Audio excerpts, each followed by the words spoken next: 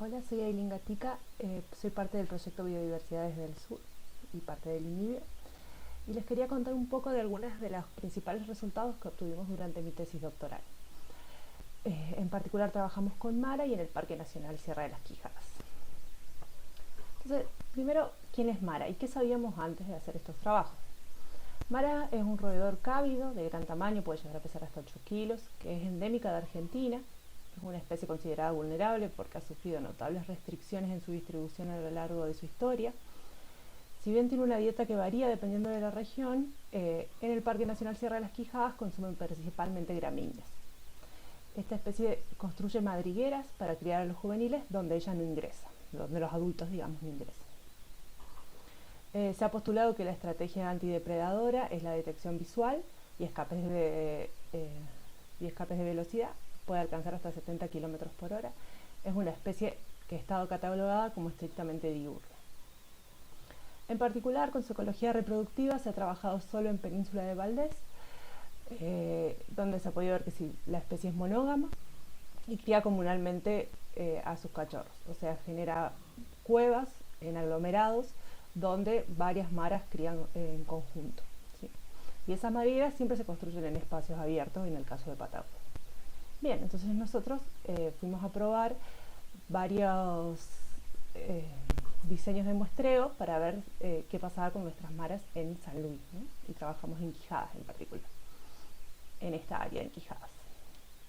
Entonces vamos a ver algunos resultados rápidamente, sin adentrarnos demasiado, ¿no?, en cada trabajo. Entonces, una de las cosas que hicimos era, estábamos interesados en su actividad de forrajeo, cómo se alimentaban y qué comportamientos tenían, para lo cual le dábamos alimento en cajones de madera con arena mezclada con alfalfa, ¿sí?, con pellet, en distintos ambientes con diferentes características. Y en particular nos concentramos en ver qué pasaba cuando iba cambiando la densidad de alimento.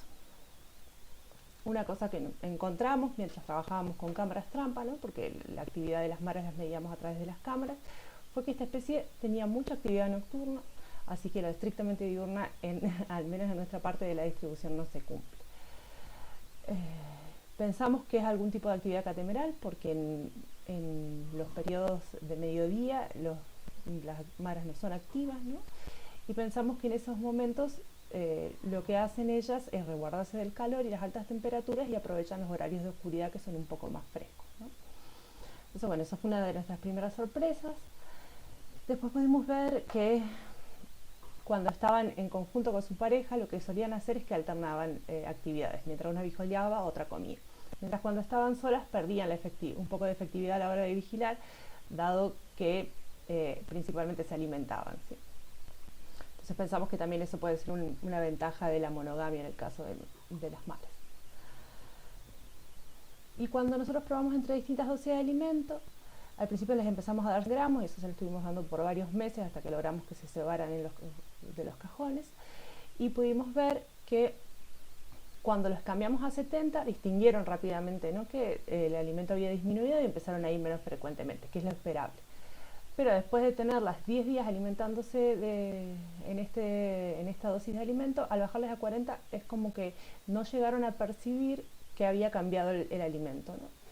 De hecho, lo que podíamos ver en su curva al darle 40 gramos de alimento por cajón es que consumían más, ¿no? Entonces pensamos que tienen un problema de que tardan en reconocer los cambios de los parches. En este caso, como habían estado más tiempo, pudieron reconocer el cambio a 70, pero a 40 no. Tal vez esto sea algo que le suceda también a campo, ¿no? Después nos concentramos un poco en lo que es su comportamiento reproductivo, ¿sí? Entonces lo que hicimos fue ir a campo, acá trabajamos con un montón de gente, y lo que hacíamos era armar líneas de rastrillaje tipo la de la policía, y caminamos alrededor de 230 hectáreas, lo hicimos 2 años consecutivos, y les pedíamos que buscaran cuevitas de maras. En las cuevas pusimos cámaras trampas y empezamos a evaluar el comportamiento reproductivo de las maras.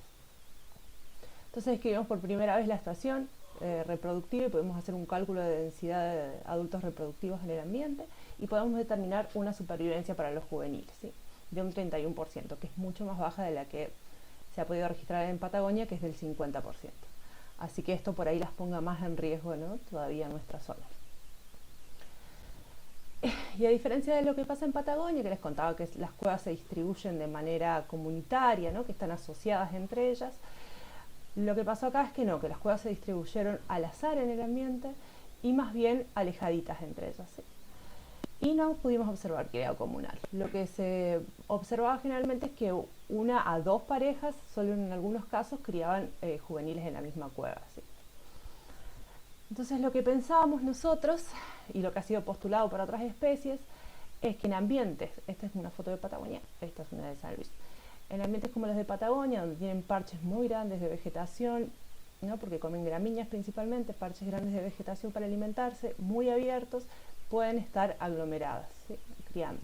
Mientras que en este territorio, dado que los recursos son mucho más escasos y están divididos en parches también, pero muy escasos, acá probablemente no puedan criar comunalmente por una cuestión de recursos. ¿Sí? Entonces, este tipo de ambiente se los permitiría y nuestro tipo de ambiente no. ¿Sí? Hay que seguir investigando qué pasa en otras zonas de la distribución, en zonas intermedias. ¿Sí? Y estábamos con las cuevas, y lo que hicimos también fue ver qué animales se asociaban a esas madrigueras, ¿no? Porque las construyen cuevitas, pero no sabíamos si había algún otro tipo de uso por otras especies. Entonces podemos ver que dentro de las otras especies en algún momento todas las cuevas fueron utilizadas aparte de por Mara por alguna especie. ¿Sí? Pudimos identificar 24 taxones a través de las fotografías, 11 de los cuales usaron las cuevas. Y si consideramos solos a los animales de mediano y pequeño tamaño, cerca de un 70% de las especies ingresaron a las madrigueras. Dentro de las especies, las que mayor cantidad de ingresos tuvieron fueron la tortuga chaqueña, una especie muy vulnerable también, los lagartos y los quiquinchos.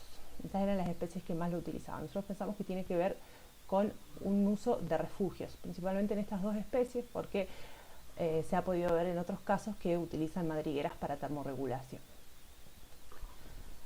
Y pensamos que las restantes especies, posiblemente lo que están haciendo, que se ha podido ver en otros trabajos también, es alimentarse en las cercanías de estas bocas de las cuevas, porque las cuevas generan como un microclima muy especial que conserva la humedad que posiblemente le esté dando a los invertebrados un buen hábitat, ¿no? Eso nos hace pensar que Mara y sus cuevas, digamos, permiten albergar a otras especies, por lo cual pensamos que es una ingeniera ecosistémica en estos ambientes. Otro trabajito que hemos estado analizando fue también la parte de los depredadores, en particular en relación a las maras. Este está ahí en proceso de ser publicado. Entonces lo que hicimos fue ver 5 especies que teníamos sospechas que podían llegar a ser depredadores de los juveniles en particular, que es el zorro gris, puma con color, leopardo geoffrey, salvador SP y Quetrofectus villosus, el quirquincho. ¿Sí? Entonces durante 2 años pudimos ver que las especies aparecieron durante los 2 años en las cercanías de las cuevas. En particular, los más frecuentes fueron zorro y gato montesi. Y lo que pudimos ver fueron interacciones agonísticas con 4 de las especies, excepto con puma. Con todas las otras especies tuvieron en algún momento algún tipo de interacción mala, ¿sí? Los mordían, los corrían, ¿no? ¿Sí? Lo que nos hace pensar que esta especie, si bien de puma sí lo más probable es que lo detecte visualmente y escape, parece tener algún comportamiento también de defensa, ¿no? Territorial frente a estos depredadores. Y pudimos ver ataques efectivos de parte de gato montés, ahí dice un cachorro de Mara, no sé si lo llegan a ver, y de zorro atacando a los juveniles de Mara. Así que confirmamos como depredadores de juveniles a esas dos especies. Y también algo que nos parece interesante es que si bien estas especies frecuentan mucho las cuevas, lo hacen de manera bastante oportunista, ¿no? Van cuando hay juveniles o cuando no, o sea, transitan en igual frecuencia cuando hay juveniles y cuando no, y no parecen modificar demasiado sus patrones temporales en relación a la actividad de las maras, ¿sí? Es más bien eventos ocasionales, ¿no? Los que suceden. Entonces nosotros lo que estamos viendo con estos trabajitos es que Mara es una especie muy flexible que nos ha permitido ver que en distintos ambientes este animal se comporta de manera diferente, tanto en su actividad de forrajeo, en sus patrones de actividad, en el uso de hábitat, en su socialidad, en la temporada reproductiva, ¿sí? Todas estas cosas van cambiando dependiendo del sitio donde esté la especie. Y aparte tiene marcadas interacciones comunitarias, lo cual nos da a entender que es fundamental entender a una especie a lo largo de su distribución, ¿sí? qué factores las ponen en riesgo, qué factores generan mayor mortalidad, mayor natalidad en una especie, son fundamentales para entenderlo, ¿no? Entonces es necesario entenderlo en diferentes lugares a estas especies para poder saber qué sucede, ¿no? Y también les quería comentar sobre algunos trabajos que han salido, ¿no? Más allá de los trabajos que salieron de mi tesis en específico, nosotros siempre trabajamos levantando datos para entender mejor ese ambiente, ¿no? En particular con las cámaras, lo que contribuimos fue, como somos parte del PPBio, contribuimos a trabajos de distribución en el neotrópico, para cenartros, para carnívoros y para animales exóticos. Ahí fueron a parar muchos de los datos de las cámaras. También trabajábamos con grupos de morfólogos craneanos, entonces eso surge sobre todo por la tesis de Kitty, de Ana Ochoa. Y en particular encontramos un cráneo que no pudimos identificar en ese momento y después pudimos ver que era de Lyncodon patagonicus, una especie que no estaba registrada en el parque. También los guardaparques nos solicitaban hacer registro de una especie de valor especial, que la Unidad Chilense, que le decía que estaba considerada vulnerable. Entonces pudimos obtener varios datos ecológicos también sobre esta especie y trabajamos con un herpetólogo que nos ayudó a entenderlas un poco más. Y hacía años estábamos muy interesadas en la dieta de puma, solo había una dieta con 5 fecas, bastante antigua, y una etnozoóloga nos vino a pedir fecas, las analizó y pudimos ver un montón de cosas interesantes, más allá de las particularidades de la etnozoóloga, que también se publican, o sea, están ahí prontas a publicarse. Pudimos ver la dieta de puma, donde pudimos encontrar un montón de cosas que no sabíamos de puma, por ejemplo, que se alimenta de tortugas en nuestro parque, y una cosa que nos llamó mucho la atención es que se alimentaba en un alto porcentaje de zorro gris. Como teníamos una compañera también que trabaja en lo que es depredación intragremio, juntamos todas las cabezas y armamos un trabajo de las interacciones entre puma con color y zorro gris en nuestra zona, ¿no? Entonces, desde el trabajo nos surgen un montón de preguntas, todavía tenemos un montón de preguntas sobre Mara y sobre las otras especies en el parque. Necesitamos saber por qué la especie ocupa ciertos lugares, ¿no? En términos de la vegetación, la productividad del ambiente, la altitud, la antropización tendrá algún efecto. ¿Qué pasa entre estaciones de muestreo, ¿no? En esta especie? ¿Serán esas madrigueras hotspot de depredadores? Para saber eso tenemos que corrernos por fuera de las madrigueras y analizar otros sitios. También estamos interesados en saber si hay exclusión competitiva, espacial o temporal, ¿no? Digamos, por ejemplo, burro y vaca que se alimentan mucho de gramíneas. ¿Qué sucede con Mara, ¿no? En esta vinculación? También así ver si hay solapamiento temporal y espacial de los depredadores por fuera de las cuevas. ¿Qué sucede por fuera de las madrigueras? ¿Sí? Y así también nos empiezan a surgir un montón de cuestiones. ¿Qué pasa con zorro y puma en su interacción espacial y temporal? ¿Qué pasa con jabalí y pecarí en su interacción temporal y espacial, ¿no? Tenemos varias preguntas que nos van surgiendo a través de lo que hemos ido investigando.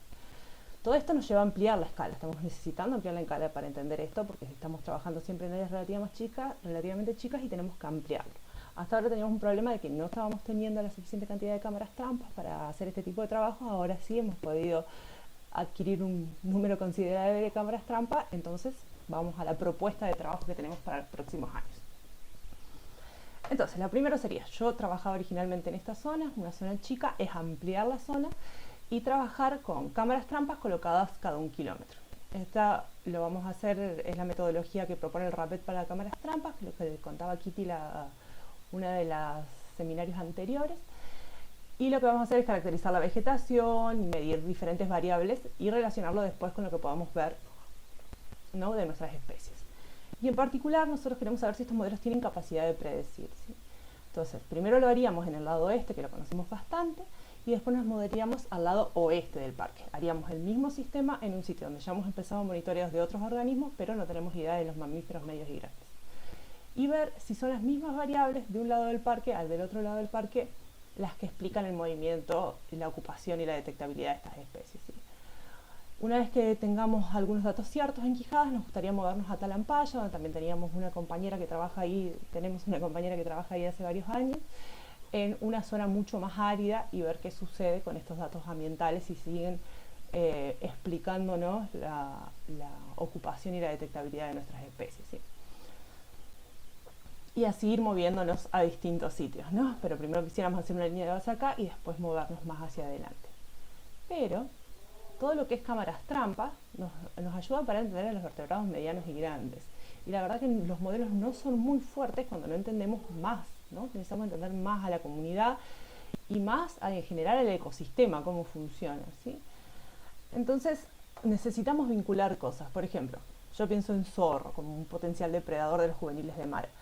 Pero también sé que el zorro se alimenta mucho de roedores y necesita, por ejemplo, los frutos de prosopis. Entonces yo necesitaría saber la vegetación, los roedores y aparte dónde están las maras, como para tener una idea de por qué el zorro se mueve como se mueve, ¿no? Otra cosa muy interesante también para calcular trabajo sería trabajar con escarabajos esterquioleos, que son bichos muy sensibles a cambio climático, a cambios ambientales, así que son muy buenos indicadores biológicos que se vinculan obviamente a las características de la vegetación, pero también se vinculan a los mamíferos medianos y grandes, ¿no? Porque estos animales son los que les dan el alimento, ¿no? Entonces estos son trabajos que se pueden vincular dentro del rapel bastante fácilmente y son muy interesantes de elaborar. Y de ahí se abre a trabajar con todo, ¿no? Hongos, aves, murciélagos. Nosotros sí necesitamos una base genética para conocer nuestras poblaciones, ¿no? Si son endogámicas, si están teniendo una buena diversidad génica, todo esto nos interesaría un montón. Al ampliar de escala empezamos a necesitar nuevas herramientas, ¿no? El trabajo con imágenes satelitales, en mi caso yo no tengo demasiada formación, entonces me vendría muy bien. Suelo es fundamental para entender casi cualquier cosa en ecología, ¿no? Desde la vegetación hay preferencias por sustratos para construcción de madrigueras, ¿no? Hay un montón de información que nos podría dar el suelo, la necesitamos. También necesitamos información tipo geomorfológica. Por ejemplo, hay fuentes de agua transitorias, dónde están las bajadas de agua, cuáles, ¿no? Necesitamos un montón de info. Entonces sabemos que para entender este ambiente necesitamos interaccionar en grupos, ¿sí? Que eso yo creo que es la propuesta, ¿no? Si mientras más gente podamos atravesar conjuntamente para entender este ambiente sería mucho mejor. En particular hemos hecho ya algunas interacciones con los datos de mi tesis. Por ejemplo, trabajamos con Mónica Lugo y Soledad Rivero Mega, perdón, donde nosotros le trajimos fecas de mara y ellas vieron qué tipo de honguitos encontraban. Encontraron que estaban dispersando algunas micorrizas las maras, lo cual es muy interesante y para seguir trabajando. ¿Qué pasa? ¿Qué pasa con la vinculación hongos y sus dispersores? Que eso es algo que podemos hacer, de hecho desde cuando capturamos ratones también obtenemos fecas, así que hay varios trabajitos ahí que se pueden seguir trabajando, ¿no? Y por ejemplo nosotros lo que solemos hacer es levantar muestras, ya sea de cráneos o de partes de animales que encontramos, y por ejemplo con Federico Rivadeneira le pasamos varias partes de maras que encontramos a campo y él trabajó en su tesina comparando las muestras de Quijadas con muestras de otros lugares. Entonces yo creo que estamos más que en condiciones de compartir trabajos y darnos más información mutuamente y generarnos mayor productividad como grupo de trabajo dentro del INIBio. Entonces hasta ahí llegaríamos. ¿Y preguntas, comentarios?